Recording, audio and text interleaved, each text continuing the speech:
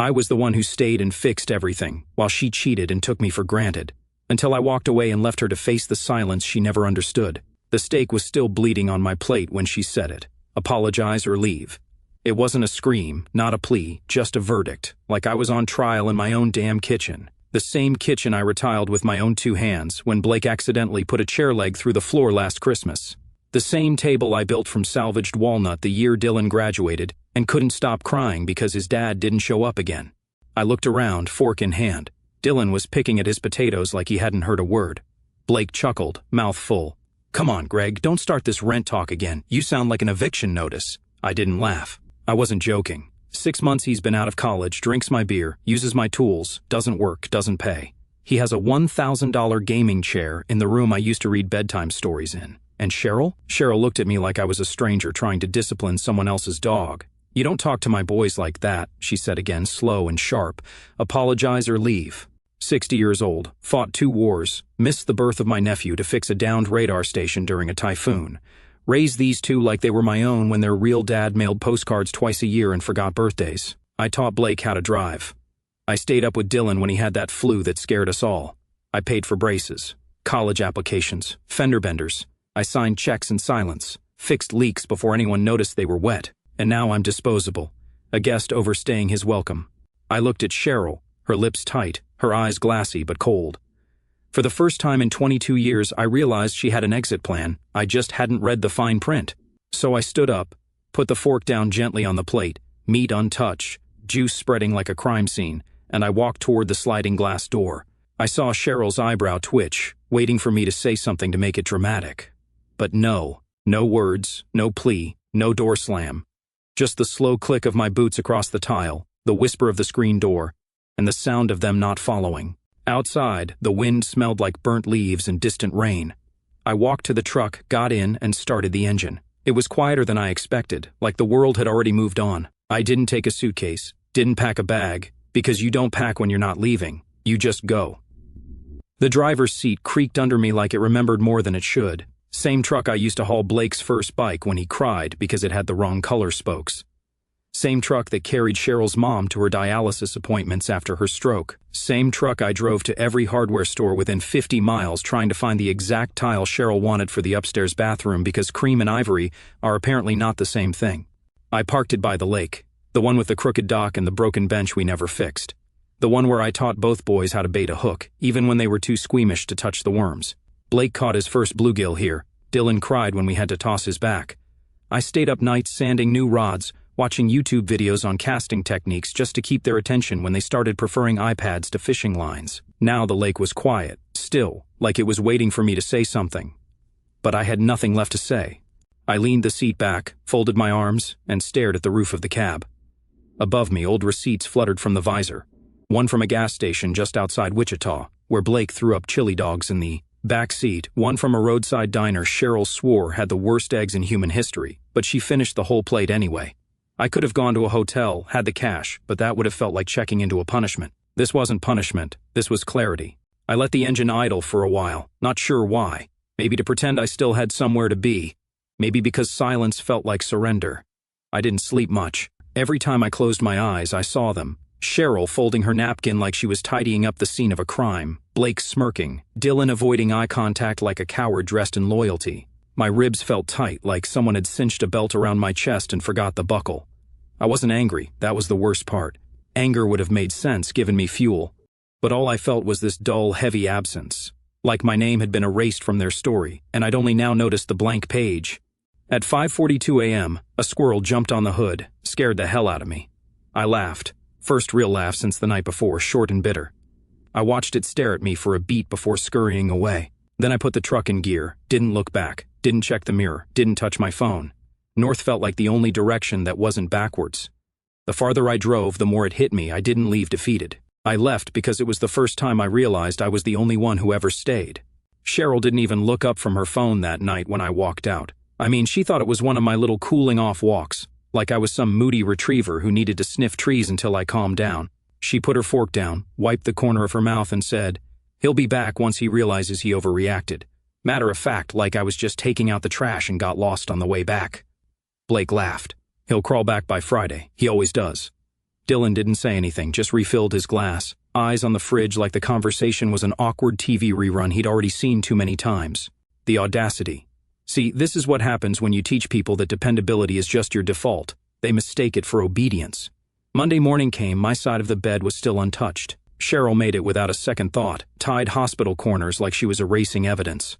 Tuesday, she called the shop. Linda, my part-time bookkeeper, answered, "Nope, haven't seen him. Is everything all right?" "Of course," Cheryl lied. "Just forgot where he said he'd be today."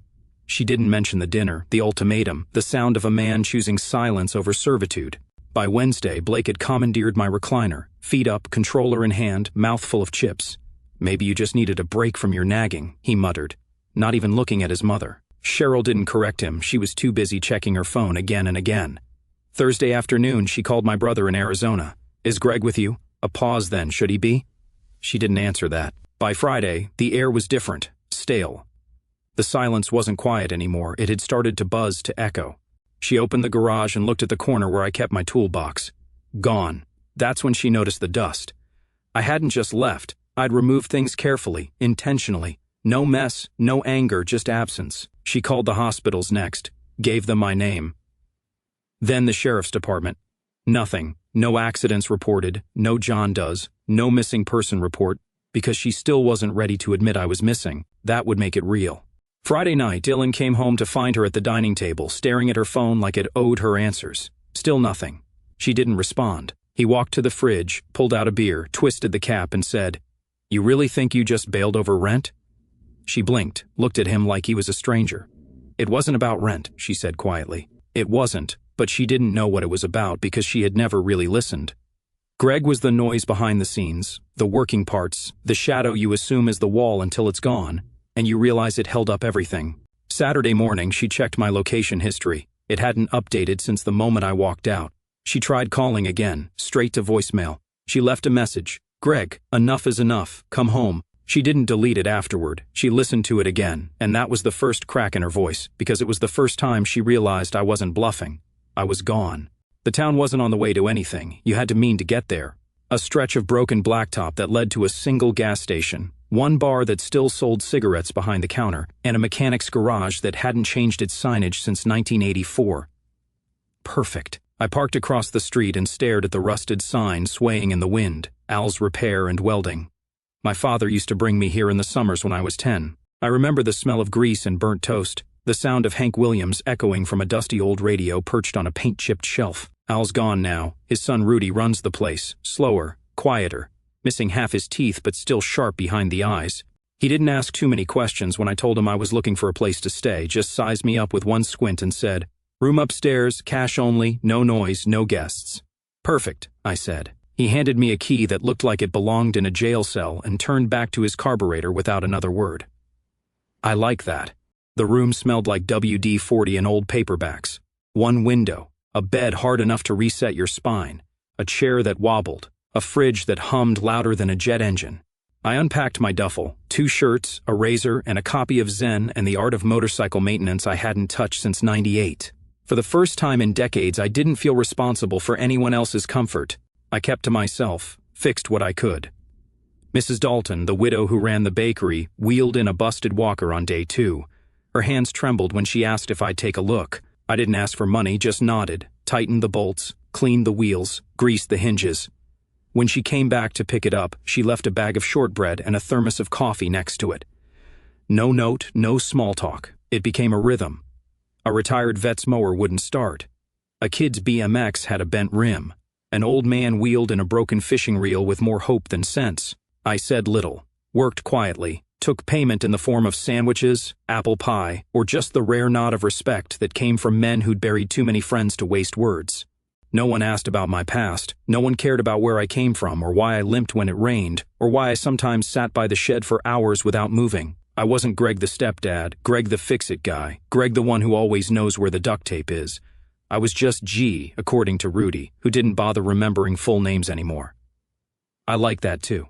The silence here didn't press on my chest like it did in that house. It didn't accuse or echo, it just was.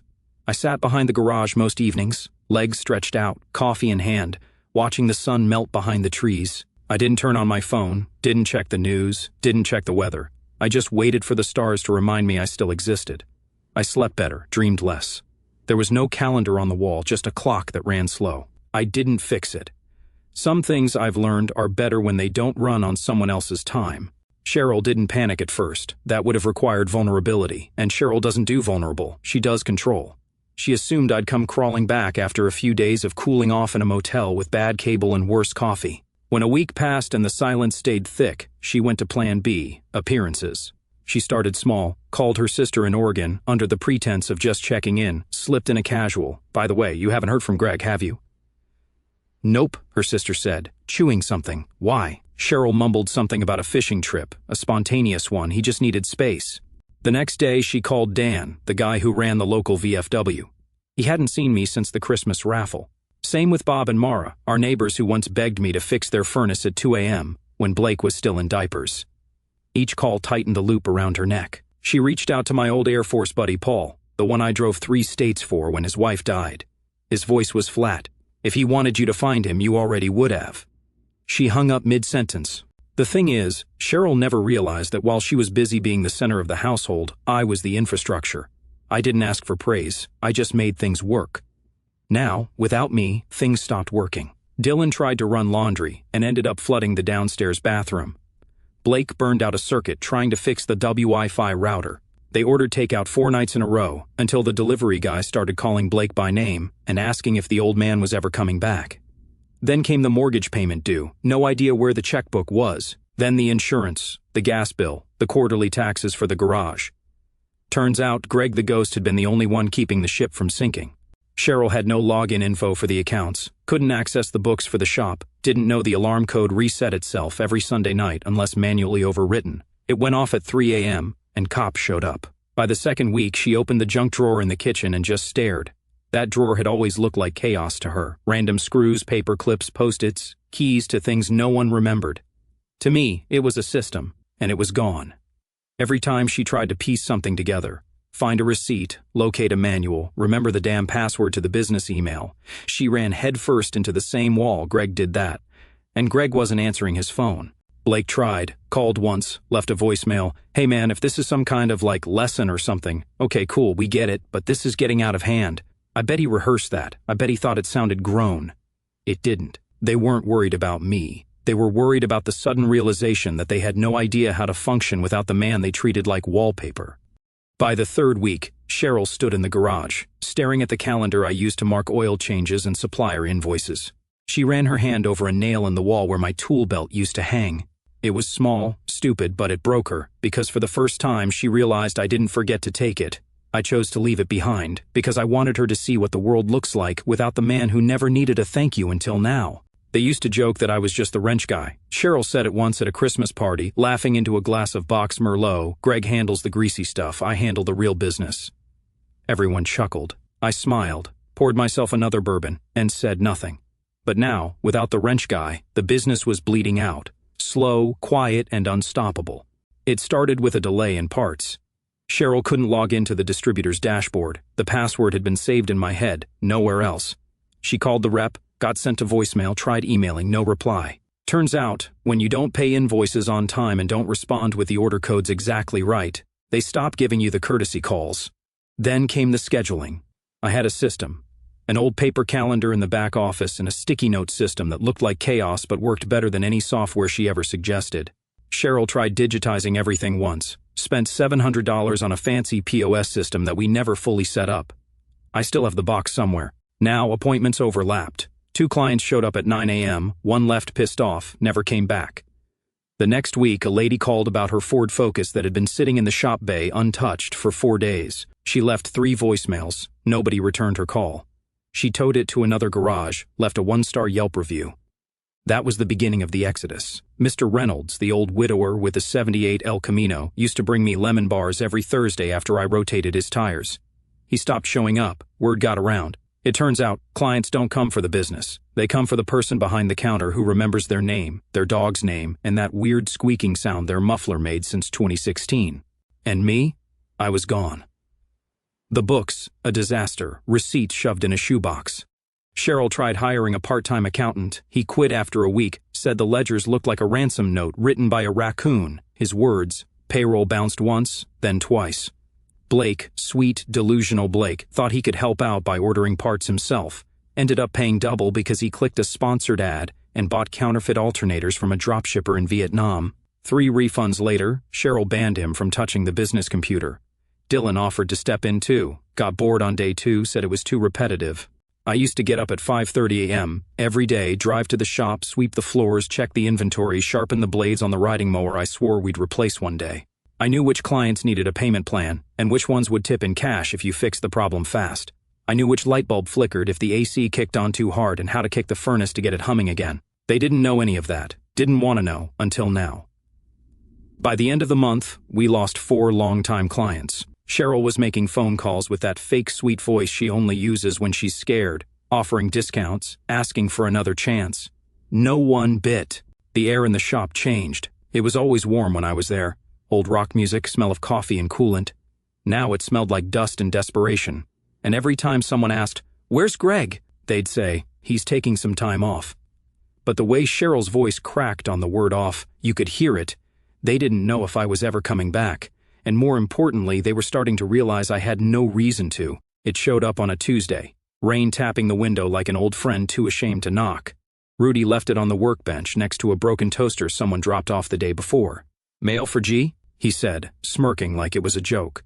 Nobody knew my full name in this town, not even Rudy. I didn't correct him. It didn't matter. No return address, no stamp either, which meant someone dropped it off by hand. Someone who didn't want a reply, just a reaction. The envelope was pale pink, cheap stationery, wrinkled at the edges like it had been stuffed in a purse too long. I stared at it for a minute, thought about tossing it straight in the trash, but curiosity is a hell of a drug. I opened it. 4 words, scrawled in Cheryl's unmistakable hurried pen. "Come home, you win." No apology, no reflection, no ownership, just a weak little flare fired into the sky from a sinking ship that never thought it'd take on water. I read it once, twice, then I laughed. A dry, bitter, chest-deep kind of laugh, the kind that tastes like iron. Rudy peeked his head in from the garage, curious. I shook my head and waved him off. He didn't press. I walked behind the shop to the old burn barrel I dragged out of the weeds the week I arrived, dropped the envelope in, struck a match, watched it curl and blacken, fold in on itself like it was ashamed of its own words. 3 weeks, and that's all she could muster. Not "I'm sorry," not "I was wrong," just "you made your point." As if this was some game of chicken and I'd won a trophy instead of decades of silence. I pulled out the beat-up spiral notebook I kept in the drawer next to my bed, the one with oil smudges on the corners and a broken spine. I flipped to a blank page and wrote in block letters, "This isn't about a point. It's about how I was never in the picture, just in the background." I underlined background twice, closed the book. There was a time I would have clung to that letter like a rope, shown up with flowers, apologized for making her uncomfortable, called the boys and pretended we were all just misunderstood. But that man, Greg the peacemaker, Greg the glue, he stayed behind in that kitchen. What she doesn't understand is the silence isn't the punishment, it's the freedom she never realized I craved. It started with the lawnmower. Blake ran over a half-buried rope toy the neighbor's dog had left behind. Something snapped, the engine gave one last wheeze and died. He popped the hood, stared down like it might fix itself out of fear, then he called Dylan. Dylan Googled a YouTube video, watched a guy named Maurdan 1993 explain carburetors for 17 minutes. Tried to follow along, ended up covered in oil and grass pulp, bolts scattered like dice on the driveway. Cheryl watched from the porch, arms crossed. "You're getting grease on your shirt," she snapped. Blake barked back. Maybe if Greg hadn't vanished, the mower wouldn't be our problem. The silence that followed hit harder than the broken engine. Later that week, the upstairs toilet backed up, overflowed into the hallway. Dylan grabbed the plunger, went at it like he was fighting a burglar, made it worse. Cheryl screamed when the water crept into the linen closet. They called the plumber. 3 days out. In the meantime, they used the gas station down the street. Blake swore it smelled like old ham and wet carpet. Cheryl refused to go. Dylan nearly got into a fist fight with the attendant after asking for the bathroom key too many times. The water heater quit next, pilot light dead. Cheryl stood in the basement in her robe, clutching a lighter with shaking hands. She'd seen me do it 100 times, she just never bothered to learn how. After 10 minutes, she gave up, showered in cold water, cried into a towel. That night, she stood in the kitchen, opened a drawer, and pulled out a screwdriver. She didn't need it, she just needed to feel like she knew what to do with it. The next morning, she knocked over the recycling bin. Bottles clattered across the floor. She bent to pick one up and noticed the thermostat blinking red. The HVAC was failing again. She stared at the screen, heart pounding, unable to look away, because she realized something brutal. Greg never let it get this far. She used to tease me for being obsessive, always checking pilot lights, flushing toilets at odd hours, tightening screws no one noticed were loose. She thought I did it because I was bored. No, I did it because that's what a foundation does. It supports things quietly, invisibly, without applause, until one day the house creaks a little louder and you realize the foundation's gone. The mail started piling up. Garage bills, late notices. The accounts were locked under Greg's passwords, behind Greg's systems, in a world Greg built and never explained because no one ever asked. And now they were locked out of everything. Not just the systems, but the rhythm, the peace, the comfort of knowing things just worked. Every squeaky door, every flickering bulb, every slow drain, every small thing they ignored before now screamed the same truth. Greg was the one who made this house livable. Not big, not loud, but indispensable. And now he was gone and everything was falling apart. One screw, one silence, one how did he do that again at a time. For 4 weeks, 28 days, 672 hours of deliberate quiet, I hadn't powered the phone on once. Left it in the glove box, battery dead, screen cold like a body waiting for autopsy. I told myself I'd never turn it back on, that I didn't need the noise, the excuses, the drama. But that morning something shifted. Maybe it was the kid from the welding class who gave me a drawing of me fixing his bike with a big red crayon heart over my face. Maybe it was the smell of maple smoke from Rudy's griddle. Or maybe I just wanted to see if they were still pretending I didn't matter. I held the phone like it might bite me, plugged it in, sat on the shop floor while it blinked itself back to life.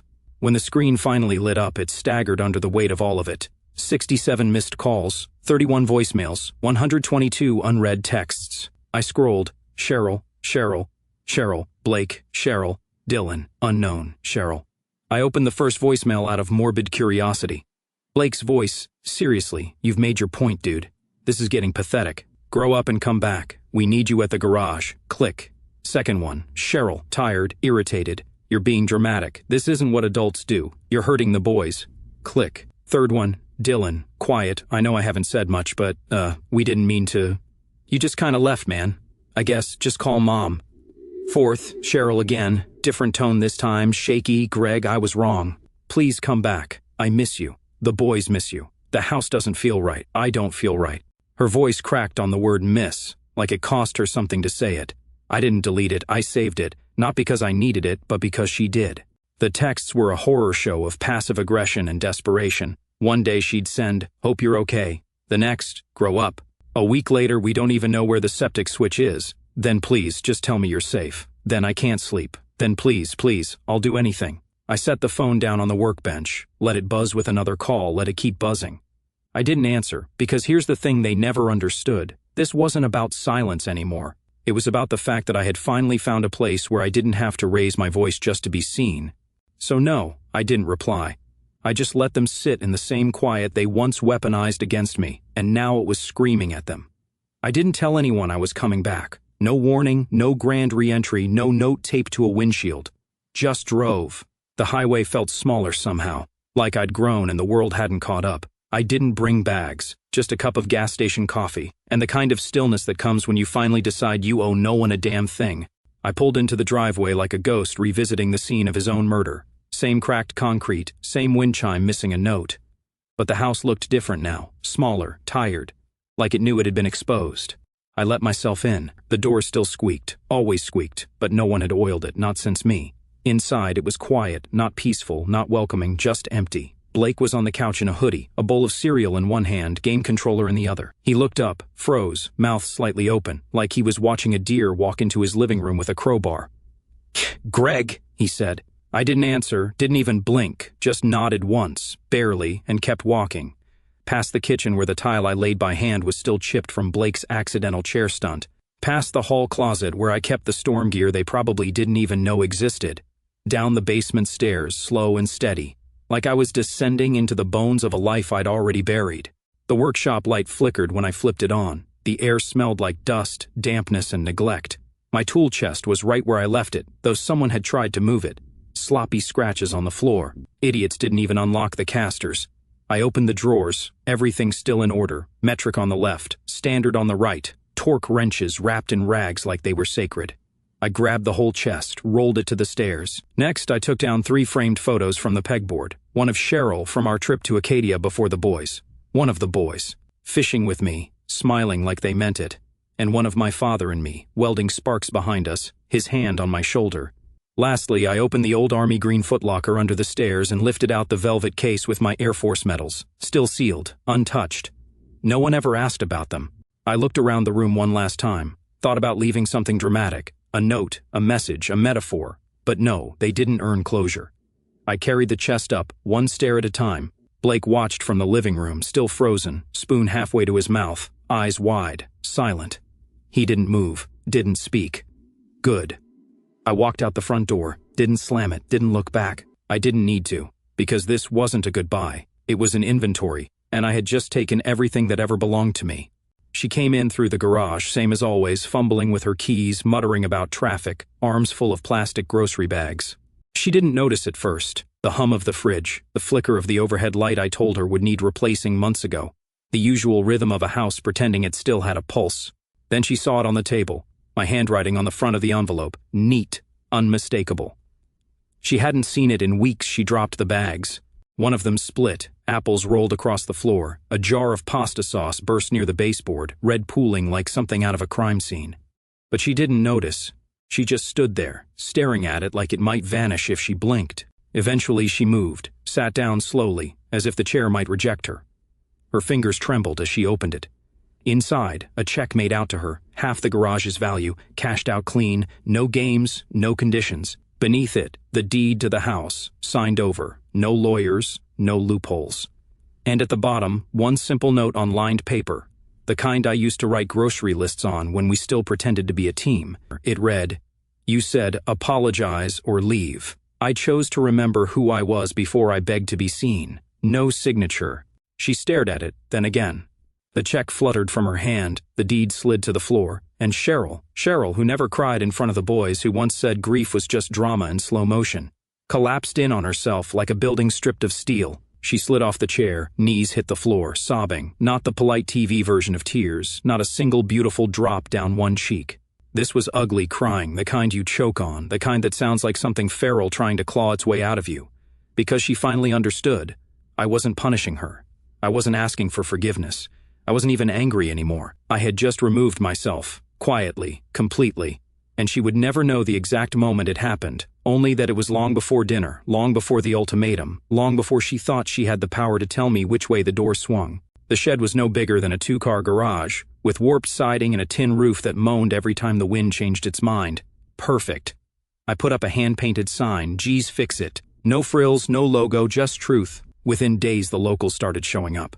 First, it was Old Man Rudd with a toaster that hadn't worked since 2011. Then Missy, who ran the diner, brought in a wobbly stool. Then 2 teenage boys whose lawnmower had eaten a shoelace and shredded itself. I didn't charge at first, didn't need to. They left pies, jars of pickles, boxes of parts they found in their grandpa's barns. It was more than enough. By week 3, the kids had nicknamed me Mr. G. I let them hang around after school, taught them how to change oil, strip wires, patch a tire without making it worse.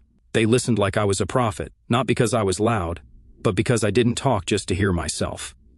Some days, we didn't fix anything. We just stood around the workbench and passed around a thermos of root beer, talking about how the world used to be built instead of replaced. At night, I'd lock up and walk down to the lake, same bench, still crooked, still mine. I'd sit with my thermos, the real kind this time, black coffee with a little bourbon if the day had been long. The stars out here don't blink behind city smog, they just stare back, honest. I turn off my phone before I even reach the trail. I didn't block Cheryl's number, that would have given her an alert. No, I left her unblocked. I wanted her to speak into the void. Every week a few voicemails trickled in. Some started formal, "Hi Greg, just checking in." Then came the guilt, "We were all wrong, we miss you." Then the bargaining, "Please, just call, even once." One ended with silence, followed by a sob. I saved that one, just to remember what it sounds like when someone learns the value of a person too late. I never replied, because there's a cruelty deeper than yelling, more surgical than revenge, it's absence. It's taking all the things you used to give freely, your time, your presence, your willingness to explain the same damn thing 3 times because they never listened the first 2, and locking them away, not behind anger but peace. I built something here, something they'll never touch, never ruin, never dismiss with a half laugh and an eye roll. I became a story in their house, a cautionary tale, a shadow that used to fix things. And now I fix what I choose to fix. And when I'm done, I don't turn on the porch light, don't check my phone, don't wait for anyone. I just sit in the quiet I earned, because some people don't deserve closure, they deserve to wonder forever.